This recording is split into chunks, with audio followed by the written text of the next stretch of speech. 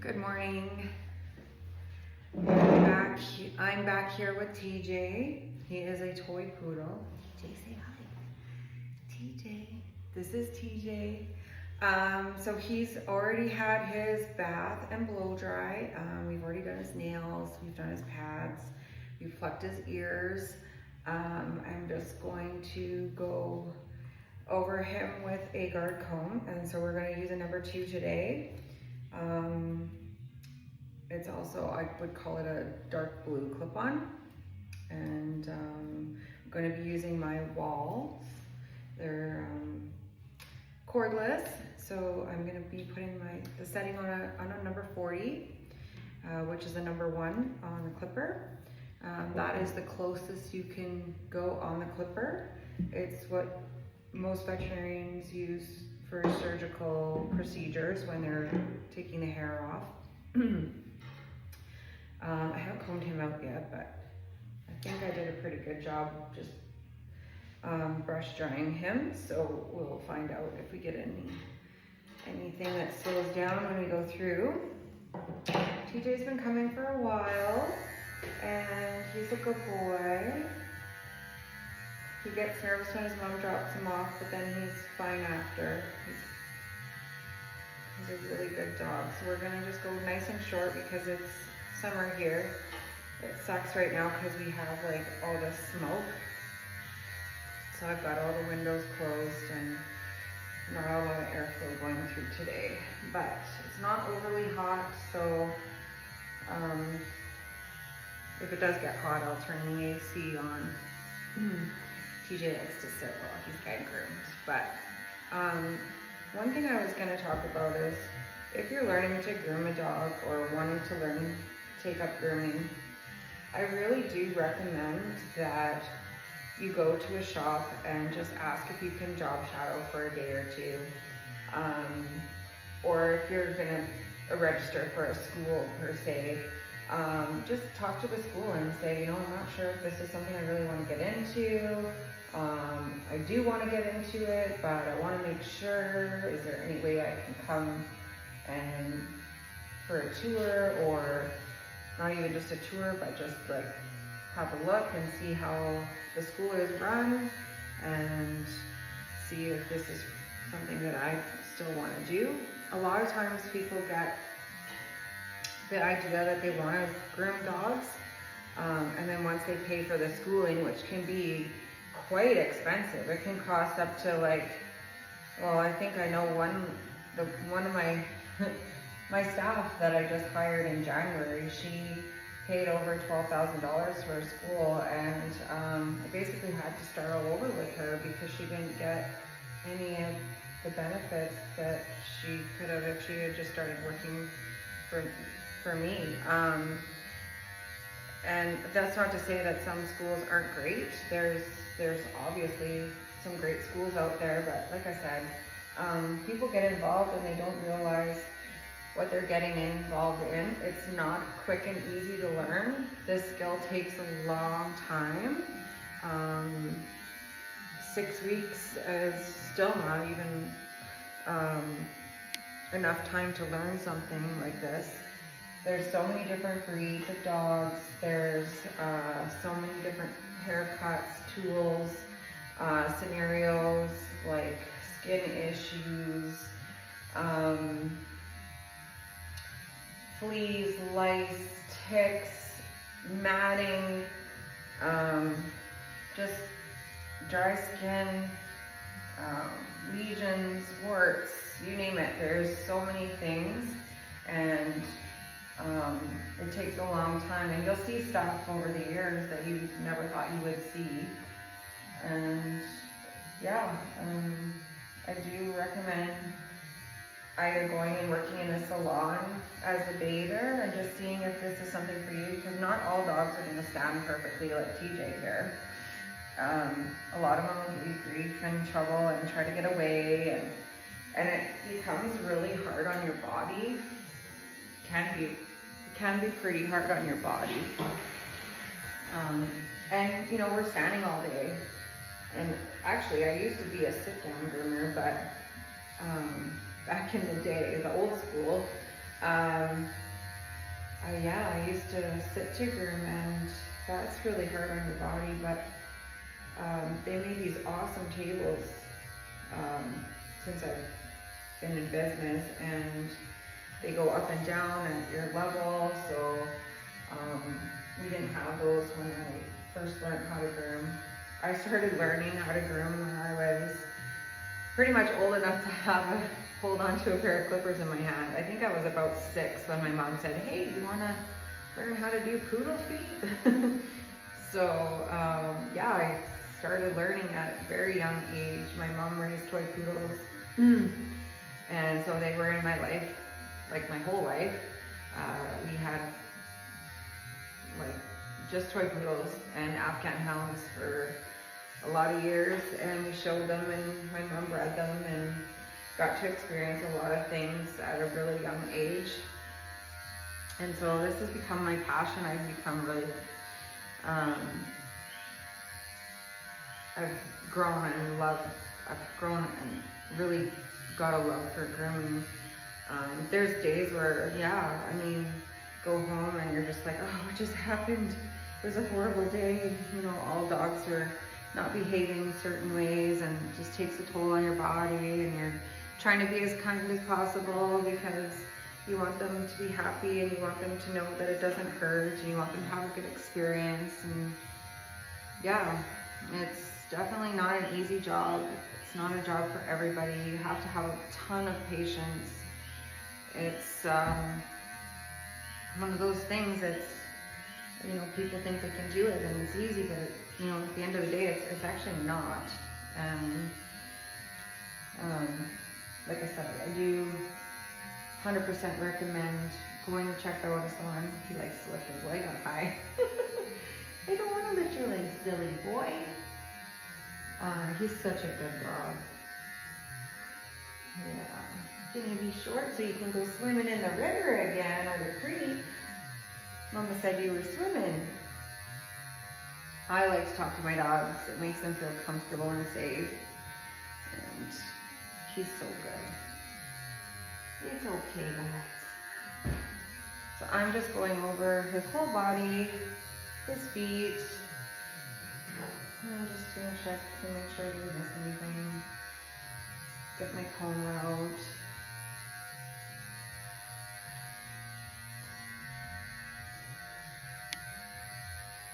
Hey, buds. I'm gonna do his head with a little bit different blade. I'm gonna do a little bit longer. She likes them really short in the summer, but we don't like to shave them. We don't want his skin showing because they can get sunburned too. So yeah, we don't want him getting sunburned. Right, Teach? Right? That's a good boy.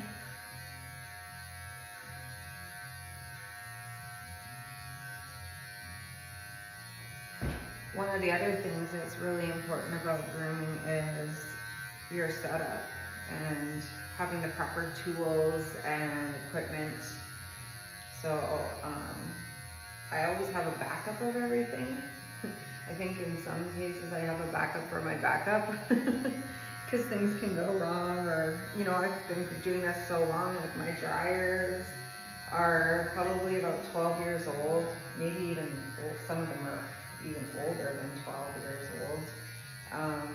But it's also really important to go to any grooming seminars that you might have in your area. I'm always joining different groups on Facebook to learn more, and even though I've been doing this for my whole entire life, I still want to be on top of what's out there, new improved equipment, new techniques if there is any. Just tools is huge. So if you don't have good tools, it's going to take you twice as long to do the job. So it's really, really important in making sure that you have everything's working in good working order. I'm really fortunate because my dad, he's a mechanic, and he's one of those old school mechanics that, oh, what's your head? I guess I could look that up. upset, but you're so relaxed.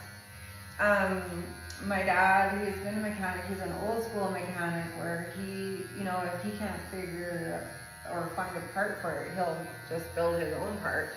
He's so talented. He's helped me fix all my stuff. I wish he was closer because he lives in BC and I'm here in Alberta, but he was just up, and we ordered some switches for my easy dryer. It's my easy dryers are quite old. They're 10 and 14 years old or something like that. And we ordered 2 new switches because it's really important to have that dial on your velocity dryers so that you can set it at a lower setting so that we can do their heads and not have to have this loud noise on their face and ears, but we still want to dry their head with that so that the hair goes straight, because he actually has a really curly coat, so it's really important to get this hair as straight as possible so that we can get through it with our guard combs and we can comb it easily. So all those things, they tie in together, and they're really important for a good quality groom. And he's not getting the typical poodle haircut, but he's getting a cute little teddy bear cut. So next I'm gonna use I call it a peach clip-on, some people call it brown. It's a number 1. It leaves the hair at about 1/2 inch. So I'm gonna do his head with this. But yeah, as I was saying, my dad, he came up this weekend and he he replaced the switches the switch for me on my dryer, on my velocity dryer, so that I could turn it down because it wasn't working anymore. It just kept, you could turn it on, but it would go on high. The only way you could turn it on is by plugging it in, and then to shut it off, you have to unplug it, which can be really delaying your work. And you can't set it lower setting if you have a dog that's scared. So I was really grateful that he was able to, we ordered the switch ahead of time and we knew he was coming down. So we got 2 switches for the dryers and got those changed out, and now I have nice working dryers again. I was talking to a gentleman that does fix stuff in, I think he's in Calgary or Okotoks area, and he said if your dryers are that old, he goes, don't ever throw them out. He goes, because the new ones aren't designed the same and they don't last as long. The parts are breaking on them a little bit quicker, and so, you know, it's really important to maintain your equipment so that everything works great. So I'm just grateful for my dad and that he's able to help me and show me. Like with him being here, I was able to watch. So if it happens again, I can order the part and do it myself. So I'm super grateful for that. If you can maintain your stuff on your own, that's great. Or if you know a mechanic or somebody that's handy, you know, get them to help you. It's hard to find somebody who can maintain equipment. And I mean, if you guys know somebody that's in Canada that can do those kinds of things, by all means, like, please text me and let me know, because that would be just fantastic. Yeah, so I also have, I now have 3 stand dryers. I was trying to fix my 1 stand dryer, and I think the wiring dial messed up because I don't really know what I'm doing. Tried to follow a diagram, but it didn't work out, and I smoked the place out, and I was so scared that I ruined my dryer. So I was gonna send it to my dad, but it was gonna cost me like $400 to send. And so I decided just to buy a new one. Well, they're like $1,000 US. So, but I mean, for the cost that it was gonna be to ship it to my dad's, I thought, well, two ways, it was gonna cost me already $800. So now that's why I say I have a backup for my backup, because I have a brand new dryer, and then when my dad came down, I got him to look at the other one, so he's gonna fix it. He wasn't able to do it when he was here, but my stepbrother Cody's gonna bring it back with him when he goes to visit next month, and then he's gonna rewire it for me so that I don't have any issues. And so then I'll have a backup for my backup. Plus also it's really nice too if you have two groomers. Like today Taylor's not working today. But it's nice if you have two dryers. So if, you know, I'm working on a dog that takes longer to dry than the one that she works on, we have two dryers going or four dryers going at the same time. It's just perfect. And then no, it doesn't slow anyone down. So yeah, this is TJ's just gonna start doing the trimming now. And he likes to hold his foot up for me. He's quite flexible. Normally I don't like to hold their feet up that high, but he likes to help me out.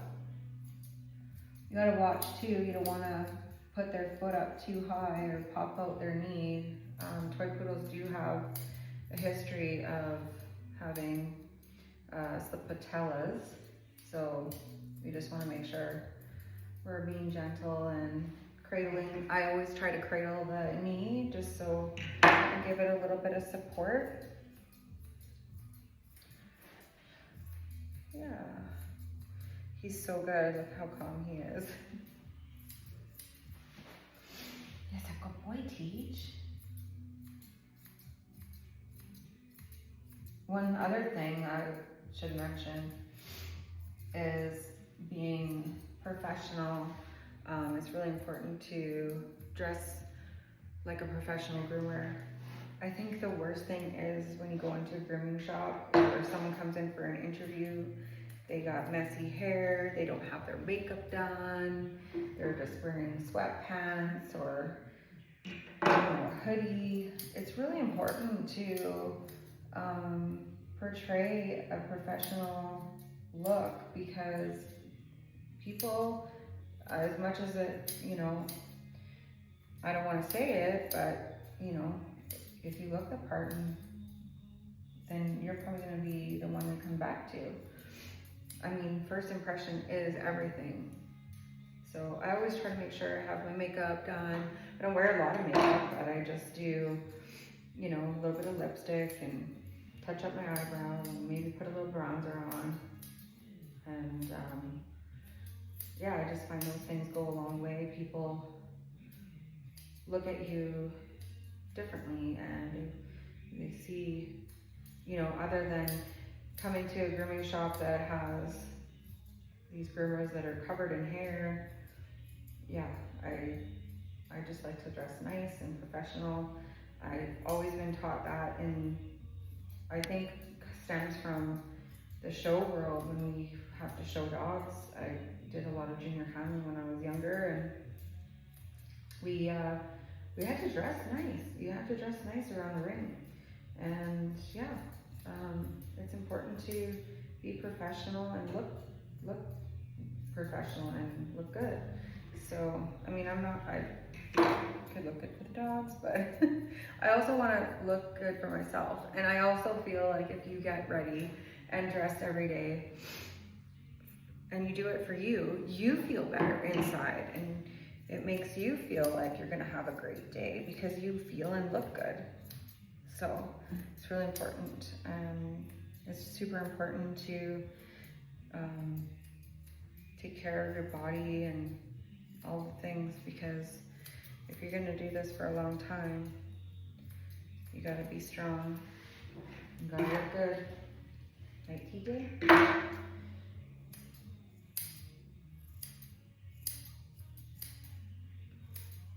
So I think this is business number 5 for me at Fluff It. I had a fantastic business in Sherwood Park in a commercial building. I did dog daycare and grooming and training. I had a wonderful trainer. She was fantastic.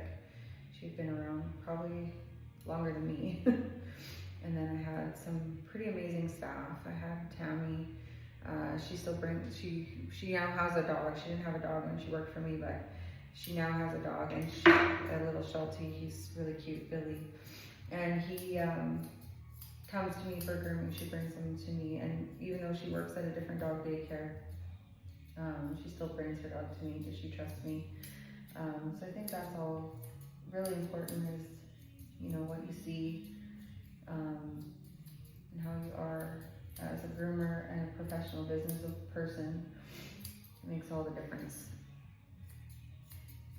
Yeah, so I did have that grooming salon and daycare. Unfortunately, I had to close down because of COVID. You know, with everybody working at home,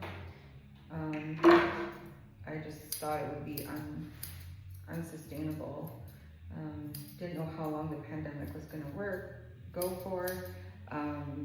You know, everyone bringing their dogs to, well, they didn't bring their dogs anymore because they were all working from home. So I was worried about being able to pay my overhead and all my bills and my mortgage even at home. And I had 3 kids, and I'm divorced, and it was scary. So this is my backup plan, and I converted my garage in 2020. I converted my garage into a salon, and it was like the best decision I could have ever done. I have everything at my fingertips. I don't even have to leave the house if I don't want to. But it's really important about your setup and having things set up properly. And I guess after having 4 other businesses, I learned what worked and what didn't. So I just made it pretty open, and I wanted people to be able to come in and see everything. And the other place I had cameras, so that when people came to the front door, they could see on the TV screen every room that we had. So whether it was a small dog area for the daycare, to the large dog area, to the treadmills section, and then we had cameras in the grooming room as well. And yeah, I think it's important for people to see where their dog is going to be. And if people walk in and see me working on TJ here, how so calm he is and so well behaved, and he's being treated just awesome, I think that's really something that people want to see, and want to know their dog is being well taken care of. So those are things to consider when you're running your own place, or, you know, looking for a place to work at, making sure that it's a nice, calm environment, and that people can be comfortable knowing that you're working on their dogs or their pet, whatever. It might be a cat or a dog. Yeah.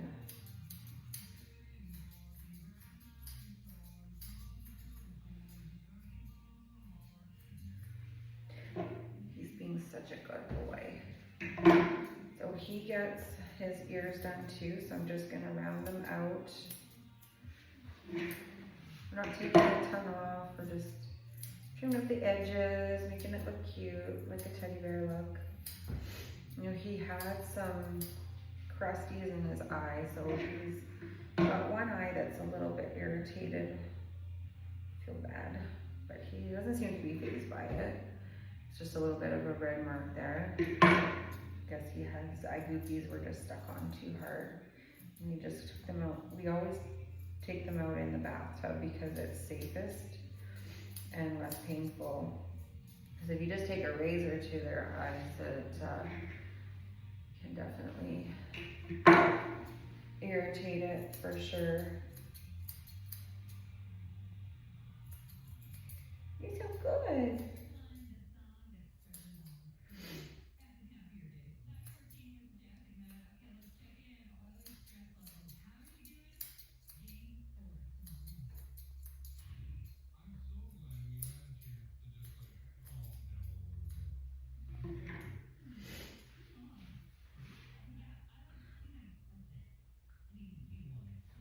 I'm just gonna try and round out his little beard.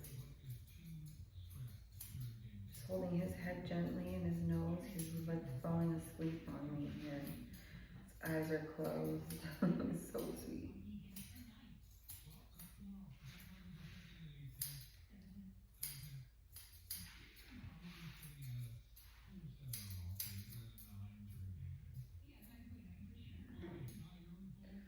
Hey buddy, you gonna wake up?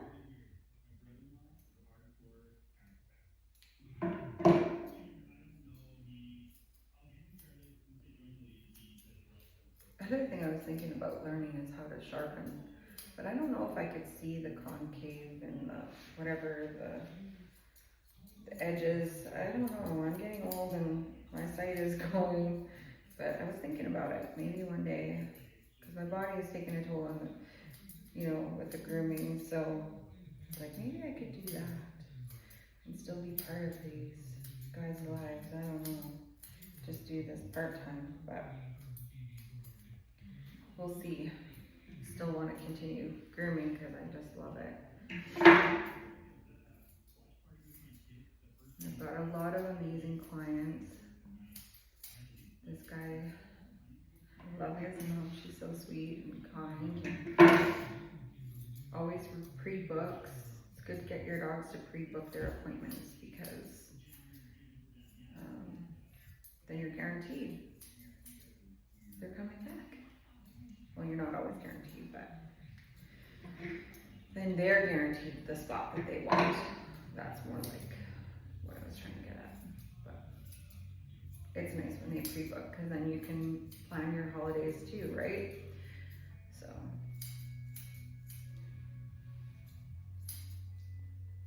And it is important for you to take a holiday because you don't want to get burnt out. TJ, I wish everybody was like you. So well behaved. Okay, put your head this way. He's trying to do his head so I can do the other side. You're so cute.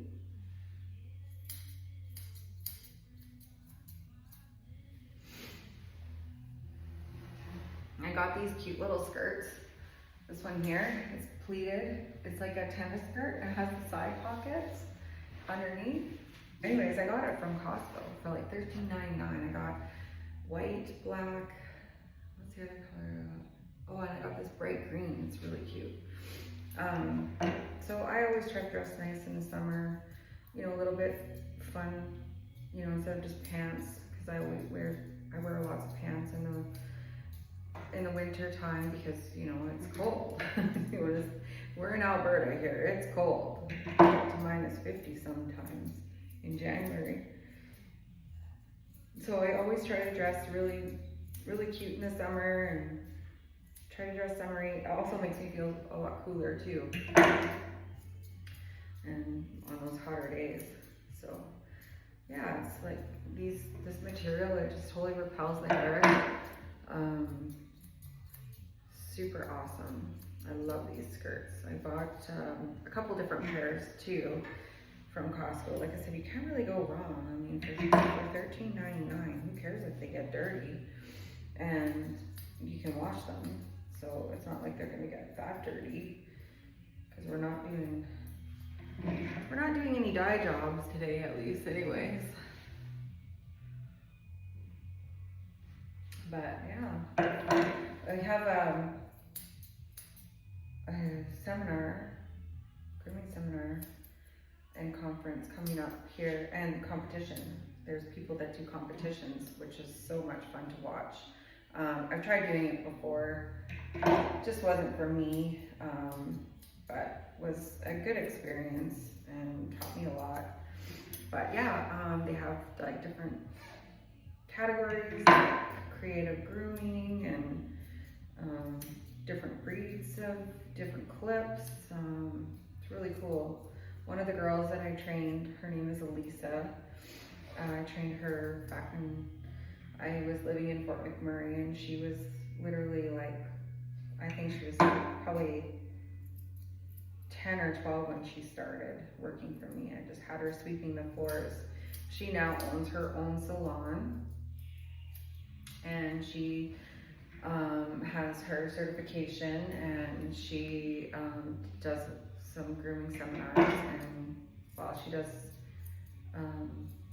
do I don't know if she does the grooming seminars, but she does the, she did a creative groom a couple times, and she did this one My Little Pony. It was super, super cute. And she dressed up as well. It was so cute. I don't know if she got first for that. She might have got place for that. But they give out prizes and money, I think. So it's really cool to watch, because you watch them transform the dogs into, you know, well, she transformed her dog into like a My Little Pony. So it's super cute. And but they have different speakers that come in from all over the world, and they talk about different things, and you just get to learn. So we're gonna go to Master Groom Canada, me and Taylor. Buddy, it's okay. Yeah, we're gonna go in July. I think July 24th, 25th, and 26th are the seminars, and I'm super excited because there's a couple awesome speakers coming.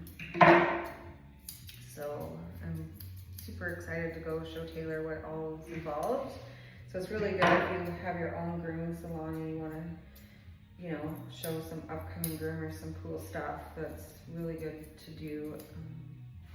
Yeah. What else? So that one's in Calgary. I think it's in Calgary. So I'm looking forward to it. We're just gonna go on Sunday. So we'll go down Saturday and might go just watch the competitions and come go in for like a little bit to see what's out there, what's new in the grooming world, and watch some competitions. It'll be super fun. And then Sunday we're gonna go see some speakers. They're some high-end TikTokers.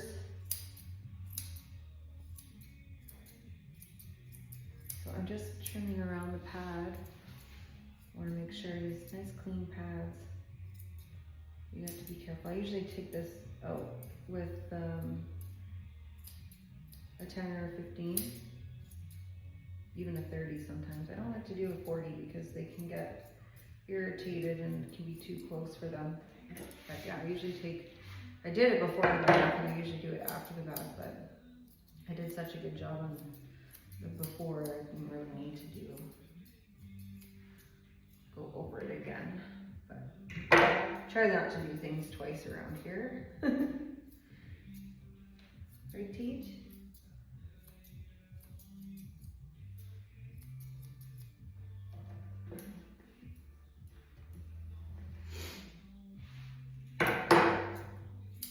I always, when I don't forget, take a before and after picture. And I post it on my Facebook and Instagram page for the clients to see their dogs and how scruffy they look before and how awesome they look after.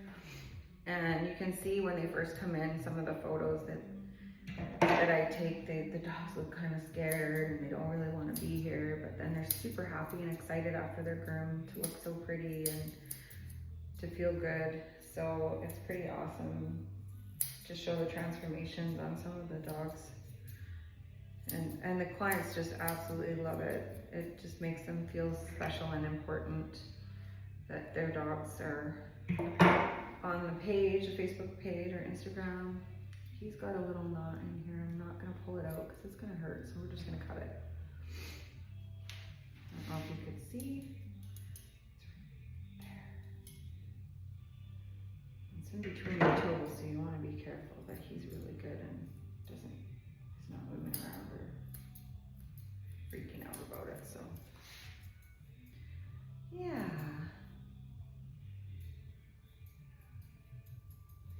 Good boy, Teeth. Good boy. Come on.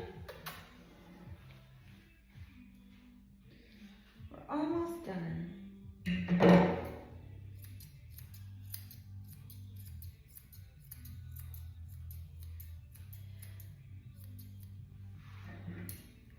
Yeah, I mean, a lot of shops, they will put the drying room in a different area. That's totally fine if you've got a big shop. We don't have a lot of space here, but and sometimes it's just me, so it's not a big deal. But I just put on my headphones, my ear protection when the dryers are on, because it's really important to protect your ears as well. So, and for the dogs, I always put cotton in their ears. They do make those happy hoodies, they call them. So you can put it around their head and it just covers their ears and holds it in place like that. It's kind of like a turtleneck, and it protects their ears. But I just find that, you know, they get all wet and then I gotta use it on the next dog, and you know, what if, I don't know, what if the dog had something transferred it over to the other dog? You gotta clean it before you use it on the next one. And honestly, like, you can't get to their head or face with that on, with the blow dryer very well. So I started using cotton balls. It acts like an earplug for the dogs. And if the dog's ears are, you know, have any water in them, it also dries them out. So then it prevents ear infections. And also when you do go to pull out the cotton balls of their ears, you can tell if you've cleaned them properly. So I really like that. It really helps. Helps, like I said, prevent ear infections, keeps the ear clean. Oh, there's Dylan, he's next door. Little wiener dog. He's just running around beside my garage there. Peach, now you're awake.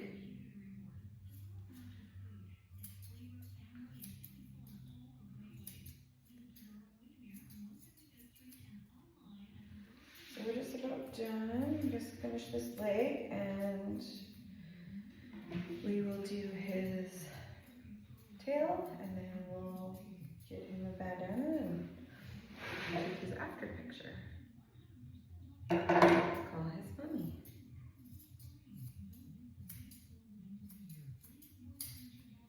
So it usually takes me about an hour and a half to 2 hours to do one dog.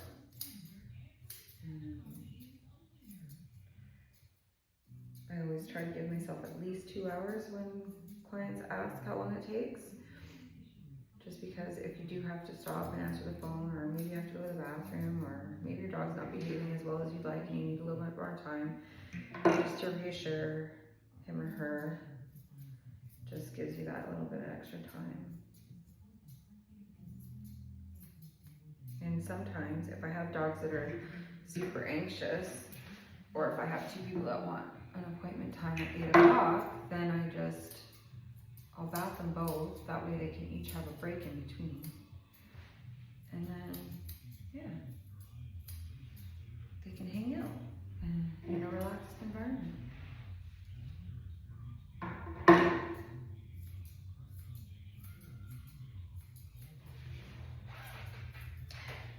It's really important to have good scissors too. I really like the scissors I got. I got them from Sherry in St. Albert. She has her own shop. It's a sharpening, and she has lots of quality shampoos and different products that are top notch. She always goes to the master grooms as well. She's on top of everything. She shows her dogs. She has Irish setters, I believe, and I think she just got a best in, she just posted that she got a best in show, so that was super cool. But she gets different kinds of scissors in, and these are her own brand. So I got these from her a few months back now, and they weren't overly expensive. I think I paid $220. I don't know. I'd have to look, but that's Canadian. And these are so far my favorite scissors I've had since my last grooming seminar I went to, oh, that was a while back now. I had bought a few pairs of Chris Christensen's. They had a good deal on. That's another thing. You can get good deals if you go to these shows because and you wait till Sunday. So then they don't want to pack up this stuff to go home. So you get a discount if there's stuff left that you like. But then it's bad if you wait too long because then you might miss out on all the stuff that you want. So gotta be careful there. But yeah, I normally am a huge fan of Chris Christensen. She has her own brand of scissors and I just absolutely love them. They're one of my favorite pairs. I don't want to drop them off to get sharpened because I don't want to live without them. But I have a ton of shears in case they stop working. And then I'll take them in, probably that's when I'll take them in. So, here we go, TJ. Let's check your armpits. And then fix up a couple spots that are sticking out.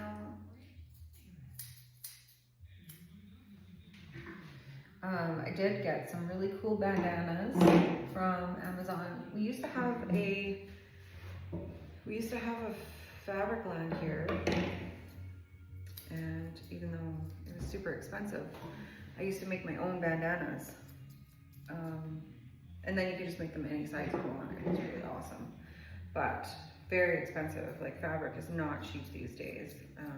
It was a heavy duty fabric, but I started shopping online because I'm like, you know what? I don't have time to go into the city and go look and see what kind of fabric's out there. And then you get there and you're like, I don't even know what I want. What's gonna look cute on a dog? So you're like going through all the fabric and then you're like, which one's on sale? I can't afford $40 a meter. So when they closed out, I was like, well, I gotta find something else. So I started putting feathers in the dog's hairs and till I could, because I was pretty much out of fabric. So I had to come up with something else to give the dogs. So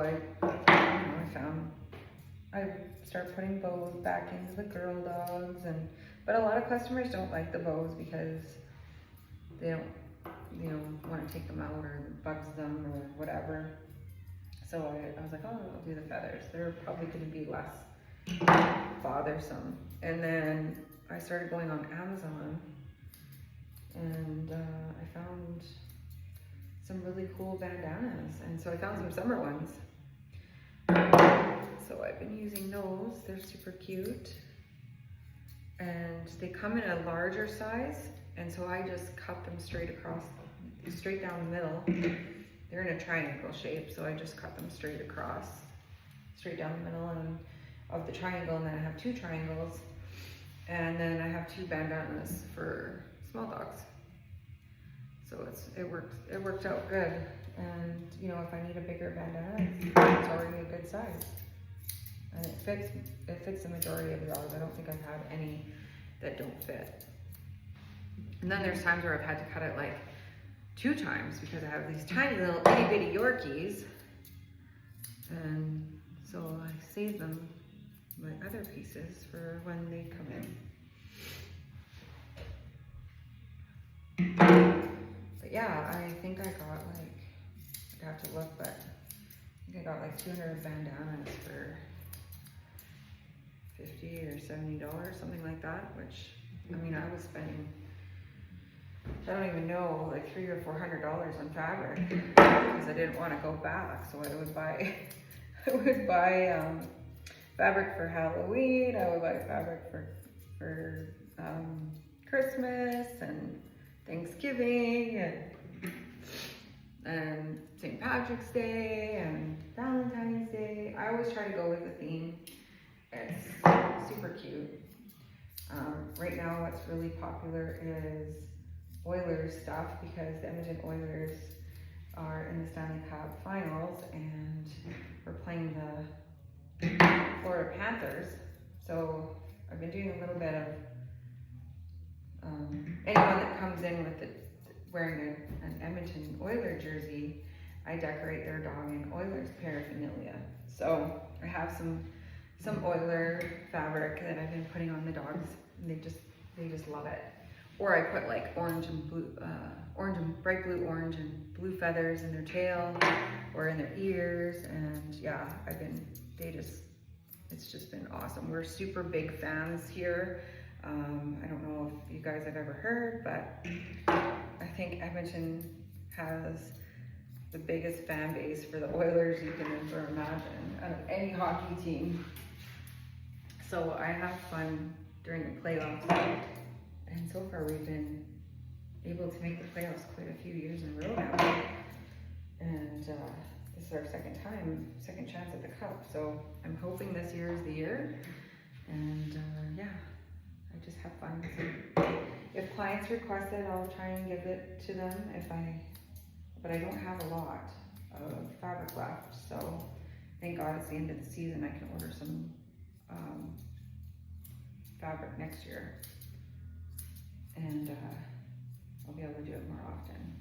But yeah, I don't do it very often because it's very expensive. I think it was like $45 a meter or $50 a meter.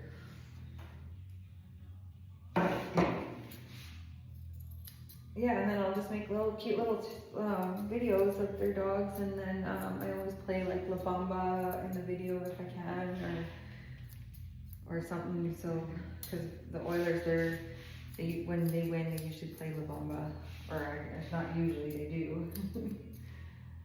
So, unfortunately, we lost the last couple games, so I'm hoping tomorrow night we can get our groove back on. So I'm just gonna get the clippers and take them in here because I don't want to chance cutting him. Plus it makes it look smoother. I'm just gonna check his tail. Sometimes it's hard to see this white hair after you look at it for a while. Hey Teach. Just gonna check this side too. Fix up. I always do a fantail. Just kind of round it out. You don't want all this hair here. Then, so when they go to the bathroom, it could get stuck. So I always try to do as clean as possible, and then I make it look really cute, like a fan. Stand up, buddy. Sometimes he doesn't want to stand. You're getting tired. There. So we're just going to touch him up with a couple of things with the clippers, and I'm just going to go over his face one more time and have a look. Make sure we got all these fuzzies out. You're so handsome. Are you sleepy?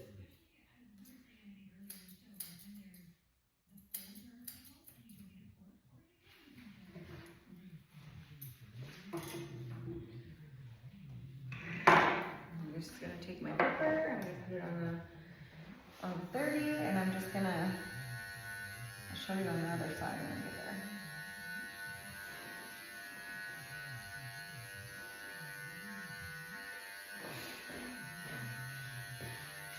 I'm just gonna scoop this out, make it look super smooth.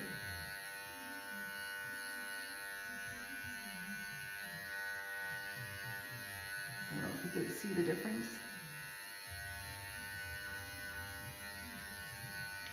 And I'm gonna just lift them up and make sure that we get these hairs. I don't like to leave stomach hairs. I like a nice, clean, sanitary. And I'm just kind of skimming. I'm not digging the blade in at all. Just kind of skimming it. I don't want them to get razor burn, so just skimming it up. Doesn't seem to be phased by it at all. You go boy. And I'm just going to take this on a 15, I just switched it to a 15, and I'm just gonna scoop out these so that, really gently, so that he doesn't, try not to get his tears, and I don't want him to have hair there for his tears the next time he comes in, but probably will anyway. Hey buddy, good boy.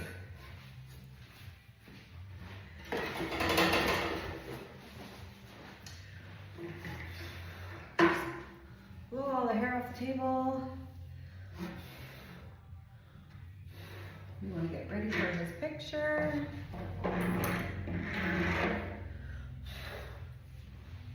Okay. Let's get you a bandana.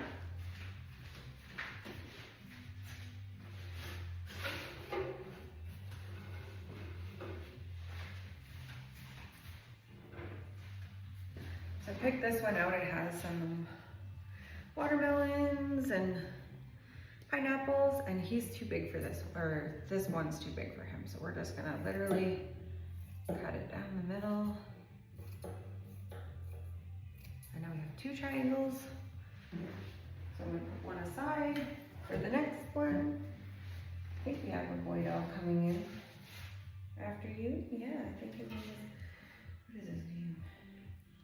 Winston.